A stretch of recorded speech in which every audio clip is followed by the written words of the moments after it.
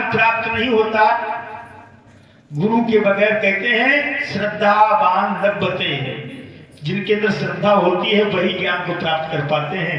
जिनके अंदर श्रद्धा भाव भक्ति नहीं होती है वो इस ज्ञान को प्राप्त नहीं कर सकते हैं। कई लोगों से पूछो कि भैया क्या तुमने मानव जीवन पाने के बाद गुरु दीक्षा ले ली, तो वो क्या कहेंगे, जो मन के गुलाम है वो क्या कहते हैं ना, अरे क्या करें दीक्षा तो लेते, लेकिन कोई अभी तक कोई पक्के गुरु नहीं मिले, पक्के गुरु नहीं मिले।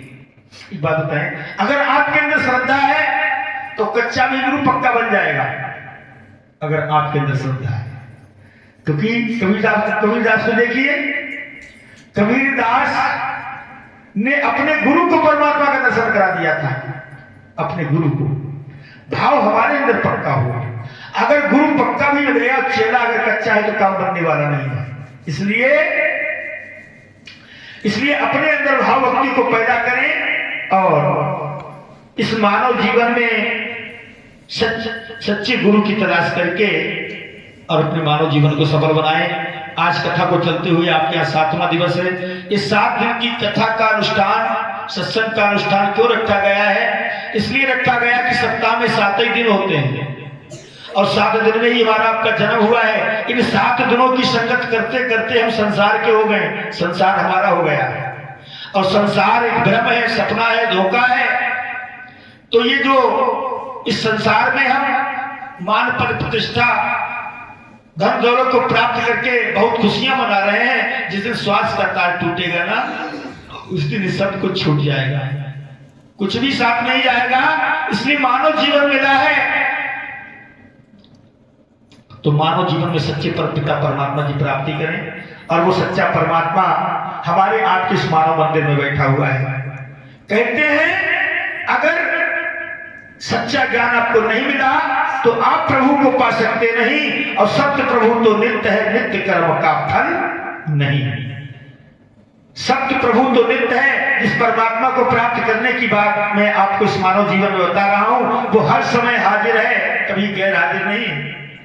जिनको हमारे गुरुदेव ने अलखनाथ नाम से जाना है, अलखनाथ उनको क्यों कहते हैं? आमाने नहीं लख माने देखना, उनको कोई देख नहीं सकता, उनको कोई जान नहीं सकता, इसलिए उनको अलग कहा गया है। अनाथ उनको इसलिए कहते हैं कि सबके माँ बाप हैं, सबके माँ बाप हैं, लेकिन उनके कोई माँ बाप नहीं है, वही सबके माँ बाप हैं, इसलिए उनको अनाथ कहा गया। और वो परमात्मा अलखनाथ भगवान हमारे आपके अंदर है, जिनसे सब कुछ प्रकाशित होता है।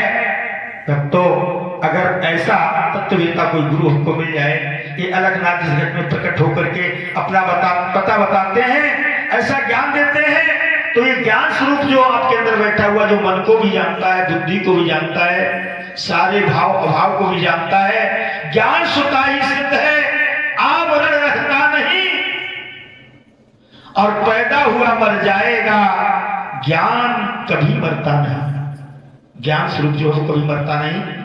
इसलिए प्रभु प्रथम ही प्राप्त है। जिस प्रभु को हम प्राप्त करने के लिए ये मानव जीवन हमें मिला हुआ है, वो परम पिता परमात्मा हमें पहले से ही प्राप्त है। लेकिन प्राप्त हुआ परमात्मा का बोध कैसे होगा? कहते हैं प्रभु प्रथम ही प्राप्त है, लेकिन गुरु करावे बोध, गुरु करावे बोध, और सत्संग द्वारा सत्य का भैया कर लो शोध, क्योंकि गुरु के बगैर कुछ भी होने वाला नहीं। और एक बात बताएं, जो हमारा खुदी है, कुछ संतों ने ऐसी भी कहा है कि खुदी को कर बुलंद इतना, खुदा बंदे से पूछे बता तेरी रजा क्या है। जिस दिन तुम्हारी खुदी बुलंद हो जाएगी ना, तो खुद ही तो खुदा है। खुदा का नाम लोगों ने खुदा क्यों रखा? उसे बुलाना नहीं पड़ता है, वो खुद ही आ जाता है, उसे बुलाना नहीं पड़ता है। जो खुद आ जाए, जो खुद आ जाए उसको ही तो खुदा कहते हैं। इसलिए